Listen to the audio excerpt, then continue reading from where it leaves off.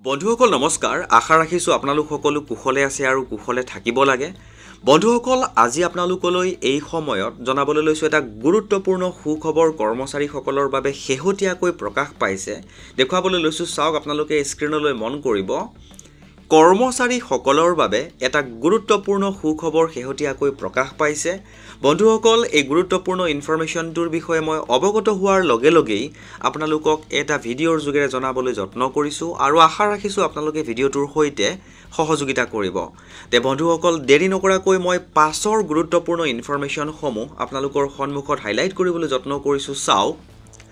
অৱসৰ হ'ব লগা কৰ্মচাৰীসকলৰ বাবে আহিল মহামান্য উচ্চতম ন্যায়ালয়ৰ এটা গুৰুত্বপূৰ্ণ ৰায় বন্ধুসকল এই সময়ত অৱসৰ হ'ব লগা কৰ্মচাৰীসকলৰ বাবে এটা গুৰুত্বপূৰ্ণ ইনফৰমেশন বুলি ক'ব পাৰি সকলো সবিশেষ আপোনালোকক আজিৰ এই ভিডিঅ'টোৰ জৰিয়তে যিমান পাৰো কম সময়ৰ ভিতৰতে জনাবলৈ যত্ন কৰিম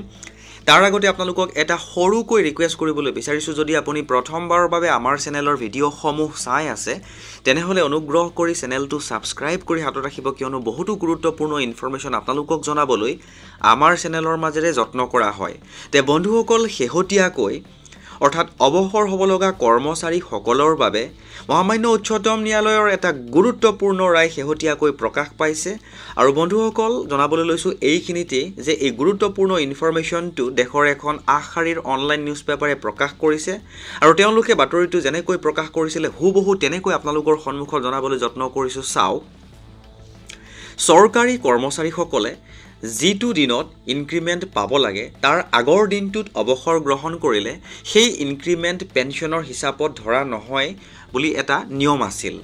আৰু সুপ্ৰিম কোৰ্টৰ শেহতীয়া ৰায়ত কোৱা হৈছে যদি কৰ্মচাৰীয়ে সকলো যোগ্যতা আৰু শৃংখলা পূৰণ কৰে কৰ্মচাৰীজনে যদি সকলো যোগ্যতা আৰু শৃংখলা পূৰণ কৰে তেনেহলে অৱসৰ গ্ৰহণ কৰা দিনটো তেওঁলোকৰ বাবে এখন নটিশনেল অৰ্ডাৰ ইনক্ৰিমেন্টৰ বাবে ধৰা হ'ব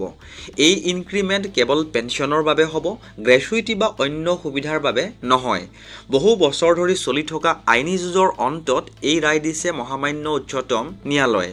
যাৰ ফলত বহুত অৱসৰপ্ৰাপ্ত চৰকাৰী কৰ্মচাৰী উপকৃত হ'ব